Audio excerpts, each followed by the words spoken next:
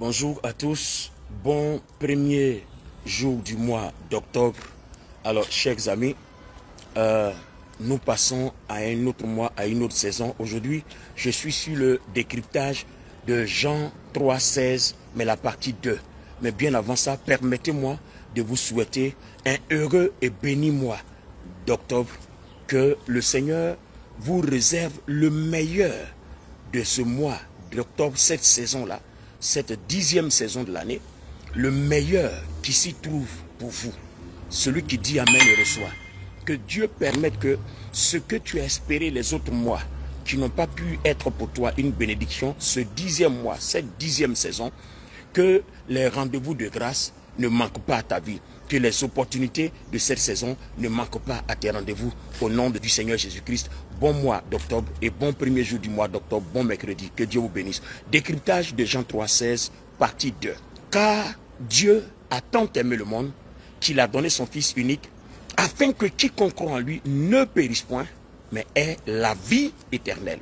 Le samedi du sport dernier, nous avons essayé de décrypter, d'analyser le mot amour, parce que notre décryptage est fondé sur amour, croire et puis vie éternelle. Alors au fur et à mesure, certains d'autres éléments peuvent intervenir, mais les fondamentaux sont amour, croire et puis vie éternelle. J'ai touché amour. Alors aujourd'hui, je voudrais toucher vie éternelle. Et quand je vais toucher vie éternelle, vous allez voir que il est forcément en parallèle avec amour. Et vous allez comprendre, même quand on va toucher croire, tout est un parallèle. Et d'ici jusqu'à ce qu'on finisse le décryptage, vous allez comprendre qu'en fait, toute la Bible se trouve dans Jean 3,16. C'est un message codé et le décryptage nous aidera à comprendre la pensée de Dieu, à manifester une véritable foi, à mener une vie chrétienne qui nous conduit au salut. Parce que n'oubliez pas, le Seigneur a dit, je ne vous ai jamais connu. Parce que certains qui se sont retrouvés devant lui pendant le jugement dit, n'avons-nous pas chassé des démons en ton nom? Et pourquoi nous n'avons pas droit au ciel? Et il leur dira, je ne vous ai jamais connu. Donc vous voyez que chasser des démons, c'est-à-dire manifester des dons spirituels, cela est dissocié aux critères du salut. Ce n'est pas parce que Olivier Bonny a une grande église, il opère des miracles, il ressuscite des morts, ou alors il enseigne bien, il prêche bien, qu'il est forcément sauvé. Non, il y a des critères. Donc la manifestation des dons est dissociée au salut, à la vie éternelle, le salut éternel. Alors aujourd'hui, je voudrais mettre l'accent sur vie éternelle. Car Dieu a tant aimé le monde, afin que quiconque croit en lui ne périsse point, mais qu'il ait la vie éternelle. Et Jean 17, le verset 3 dit, or, la vie éternelle, dixit le Seigneur Jésus, c'est qu'ils te connaissent, toi, le seul vrai Dieu. Donc si on reprend le verset, on va dire, Dieu a tant aimé le monde qu'il a donné son Fils unique afin que quiconque croit en lui connaisse le vrai Dieu. Parce que Jean 17, 3 dit, la vie éternelle, c'est qu'ils te connaissent. Donc en fait ici, la vie éternelle, c'est pas la durée éternelle de vie. Vous voyez? Alors, donc si la vie éternelle n'est pas la durée éternelle de vie, alors la vie éternelle c'est quoi? La vie éternelle, c'est qu'ils connaissent Dieu. Alors, je vais me servir de 1 Jean 2, 1 Jean 3, 1 Jean 4 et 1 Jean 5. Tout ce que je vais dire est contenu dans cette partie du Nouveau Testament. Alors, regardez bien. 1 Jean 2, 29 dit, quiconque pratique la justice est né de Dieu. La vie éternelle, c'est qu'ils te connaissent, toi, le seul vrai Dieu. Mais regardez bien, 1 Jean 2, 29 dit, quiconque pratique la justice est né de Dieu. Je descends dans 1 Jean 4, je crois le verset 7. D'accord? Vous pouvez vérifier. Dans tous les cas, ça est là-bas. Il dit, quiconque connaît Dieu est né de Dieu. Donc si quiconque pratique la justice est né de Dieu, et que quiconque connaît Dieu est né de Dieu, donc vous voyez que connaître Dieu, c'est donc manifester la justice de Dieu. Pas notre propre justice, mais la justice de Dieu. Et c'est pas encore fini, je vais encore loin dans la démonstration biblique. Regardez les amis, je vais encore, je descends bien, encore plus loin, et vous allez voir 1 Jean 4, 6, 7, 8, quiconque aime est né de Dieu, car Dieu est amour, au verset 8 de 1 Jean 4. Donc, si celui qui pratique la justice est né de Dieu, si celui qui connaît Dieu est né de Dieu, et si celui qui est amour est né de Dieu, alors que Jean 17, 3 dit, la vie éternelle, c'est qu'ils te connaissent, toi le seul vrai Dieu. Ça veut dire que la vie éternelle va reposer sur la pratique, la manifestation, sinon l'exercice, le caractère, le fondement principal de la justice et de l'amour. Parce que connaître Dieu, c'est naître de Dieu.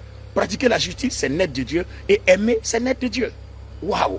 La démonstration est tellement flagrante, c'est fort. C'est fort. Alors les amis, nous sommes en train de réaliser, chers amis, que en fait, la vie éternelle est un modèle de vie fondé sur la justice, fondé sur l'amour. Or, la dernière fois, le samedi, en partie 1, on a compris que Dieu a tant aimé le monde qu'il a donné. Au moment où Dieu donnait au monde, le monde n'avait rien fait. Au contraire, même le monde était contre Dieu. Le monde a péché contre Dieu. Donc, Dieu s'est manifesté en faveur de l'intérêt des hommes pour lesquels il donne Jésus-Christ. Donc, vous voyez que l'amour ici change tout le sens. L'amour, le sens de l'amour ici change. Tout change.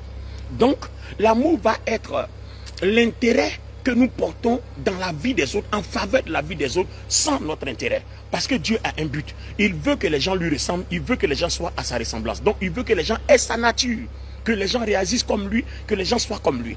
Donc les amis, on réalise qu'en fait, avoir la nature de Dieu, porter la nature de Dieu, qui est la vision première, c'est repose sur l'amour et la justice. Et quiconque pratique l'amour, quiconque pratique la justice, cette personne-là est en mission pour Dieu. C'est pour ça que l'amour et la justice sont les fondations, les fondements qui ouvrent la porte au ciel. On peut avoir des dons, mais on peut ne pas entrer au ciel. C'est la raison pour laquelle, les amis, nous devons comprendre. Oh my God, c'est fort, c'est fort. Toi et moi, nous devons comprendre que manifester les dons, c'est pas manifester l'amour. Donc, je peux prier beaucoup, jeûner beaucoup, avoir des dons spirituels, mais arriver au ciel, Dieu va dire, je ne t'ai jamais connu. Je ne sais plus si c'est le psaume 90. Il dit, le fondement du trône de Dieu repose sur la justice. Le fondement du trône de Dieu repose sur la justice. Ça veut dire que quiconque manifeste la justice et manifeste l'amour, cette personne-là est inscrite dans la fondation du trône de Dieu. C'est-à-dire la puissance de Dieu repose dans sa vie. La gloire de Dieu repose dans sa vie. C'est pour ça d'ailleurs que 1 Jean 3 et puis 1 Jean 5 dit que celui qui est né de Dieu ne peut pas pécher. Celui qui est né de Dieu triomphe du malin. Celui qui est né de Dieu, Satan ne peut rien contre lui. Le malin ne peut rien contre lui. Lisez 1 Jean 5, vous allez voir. Le malin ne peut rien contre lui et triomphe du péché. Alors on comprend pourquoi nous sommes chrétiens et puis le péché nous domine toujours. Parce qu'on ne manifeste pas la vie éternelle. La vie éternelle qui n'est pas la durée de vie, mais qui est la qualité de vie qui s'oppose dans la durée. La qualité de vie qui se pose dans la durée. Ça veut dire quoi? Ça veut dire que quand j'ai la vie éternelle, je ne meurs plus. Je triomphe éternellement.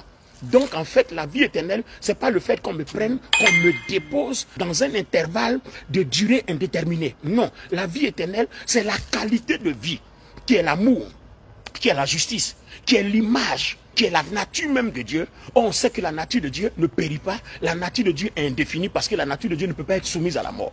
Donc voilà la qualité de vie qu'on appelle la vie chrétienne. Donc quiconque mène cette vie-là, le Saint-Esprit habite en lui. La puissance de Dieu habite en lui. L'onction repose dans sa vie. Et cette personne-là est intouchable. C'est ce que dit 1 Jean 5, verset 4, le verset 7, 1 Jean 5, le verset 1. Lisez 1 Jean 5, vous allez voir. Il est intouchable. Le malin ne peut pas le toucher. Parce qu'à partir du moment où la nature de Dieu habite en vous, vous êtes la lumière. Or, la lumière dévoile les ténèbres. Les ténèbres ont peur de se rapprocher de la lumière parce qu'une fois que les ténèbres paraissent à la lumière, les ténèbres sont dévoilées. Donc celui qui va avoir une victoire et être invincible, il faut qu'il se batte pour manifester la justice et l'amour du Seigneur. Et c'est là que se trouve tout le combat. Parce que, les amis, Dieu dit, tu aimeras ton prochain et puis tu aimeras Dieu de tout ton cœur, de toute ta pensée, de toute ton âme, etc. Mais les amis, regardez bien. Aimer son prochain dit, ce que tu ne veux pas qu'on te fasse, voilà une loi, une règle de la justice, ne le fais pas aux autres. Ce que tu ne veux pas qu'on te fasse, ne le fais pas aux autres.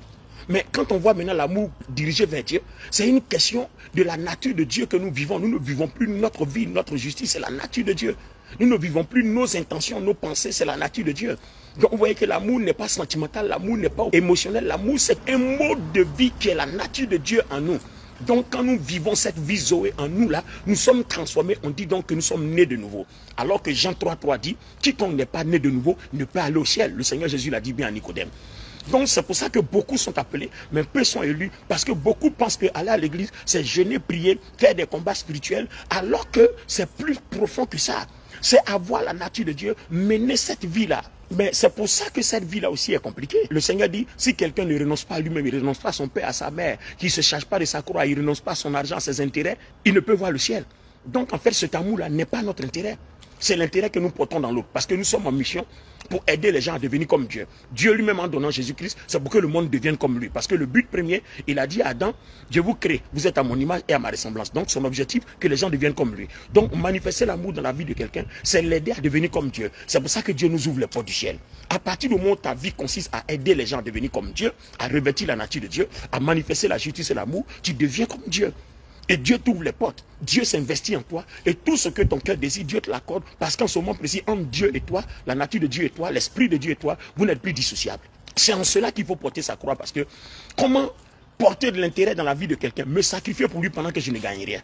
En tout cas, il faut avoir vraiment cette nature-là pour arriver à ce stade de vie. Alors les amis, voici la partie 2 du décryptage de Jean 3,16 qui concerne la vie éternelle. Vous voyez qui est forcément mise en parallèle avec l'amour. Donc les amis, la vie éternelle, c'est la qualité de vie, fondée sur la justice, fondée sur l'amour. Alors la prochaine fois, nous allons essayer de toucher cette qualité de vie éternelle-là, essayer d'aller dans les détails pour savoir comment la vivre. Amen. J'ai déjà parlé de la justice, j'ai déjà parlé de porter sa croix, parce que si tu aimes Dieu, tu vas porter ta croix. Le Seigneur Jésus a dit, Seigneur, si on peut bien retirer cette coupe de moi, parce qu'elle est amère, je vais endurer la souffrance. Mais toutefois, pas ma volonté, mais que ta volonté soit faite. Voilà l'amour qu'on a pour Dieu. C'est-à-dire que l'amour pour Dieu n'est pas forcément quand il nous bénit, il nous donne de l'argent, il nous donne un mari, il nous donne un bon mari, une bonne femme, une jolie femme, un joli mari. Non, non, non. L'amour de Dieu, c'est quand on paye aussi l'épreuve dans notre marche chrétienne et puis on demeure toujours là. C'est-à-dire notre foi ne change pas, notre confiance en Jésus-Christ ne change pas. Je suis dans la souffrance, je l'aime. Je n'ai pas mangé, je l'aime. Les autres ont réussi, moi je n'ai pas encore réussi, je l'aime. Ou bien même c'est dit que les autres ont réussi, moi je ne réussirai pas. Moi je demeurerai dans la souffrance jusqu'à ma mort. Mais je l'aime quand même, j'ai confiance en lui quand même. En fait c'est ça, hein? L'amour de Dieu, c'est toute la confiance aveugle que nous portons dans le Seigneur, peu importe ce qui nous arrive. On va toucher à ça dans les détails quand nous allons essayer de décrypter le verbe croire. Car Dieu a tant aimé le monde qu'il a donné son Fils unique afin que quiconque croit en lui ne périsse pas mais ait la vie éternelle. Alors j'ai parlé de la vie éternelle en parallèle avec amour, et la prochaine fois qu'on va toucher croix, vous allez voir que amour, vie éternelle, croix, tout est relié, toute la Bible se retrouve là. Et celui qui a compris ça a la clé. Le royaume de Dieu est comme un trésor. C'est comme une perle. Quand vous l'avez, vous jetez tout et vous prenez. Celui qui découvre ce trésor-là, qui sait que c'est la nature de Dieu, c'est la vie éternelle, la vie Zoé en nous, qui fait toute l'onction, qui fait toute la puissance de Dieu, qui fait toute la gloire de Dieu en nous, et non les simples dons. Parce qu'un simple don ne signifie pas que tu es sauvé, ne signifie pas que Dieu est avec toi. Il ne se répand ni de ses dons, ni de son appel.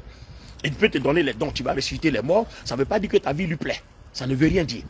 En tout cas, ça ne veut rien dire. Voilà. Et quand il t'a appelé, il ne va pas se repentir aussi. Voilà. Mais en ce moment précis-là, tu peux ne pas être sauvé. Alors, si tu veux valoriser ton appel, si tu veux élever ta vie, il va falloir que, en plus des dons que tu manifestes, que tu vives la vie éternelle, fondée sur le trône de Dieu, qui est la justice, qui est l'amour. La nature de Dieu. Dieu est amour, cette nature. Nous allons rentrer dans les détails la prochaine fois qu'on se rencontre, soit le jeudi du sport, soit demain, soit samedi. Que Dieu vous bénisse. C'était votre serviteur, le docteur Olivier Boni, évangéliste Olivier Boni, pour vous servir, et nous serons ensemble. Encore bon premier jour du mois d'octobre. Que Dieu vous bénisse abondamment. Restons connectés. Le Seigneur est avec nous. Le Seigneur revient bientôt. Les signes s'annoncent et notre objectif, c'est de préparer quelqu'un à revêtir la nature de Dieu avant même que la tempête sonne ou avant sa mort. Merci à vous. Shalom chez vous. Que Dieu vous bénisse. Je vous aime beaucoup. Encouragez-nous, priez pour nous, afin que le Seigneur se révèle à nous, pour que nous puissions faire ce travail-là, afin que quiconque croit en lui ne périsse point, mais ait la vie éternelle. Que Dieu vous bénisse, que sa paix soit avec vous. Shalom chez vous. Bye bye. Merci.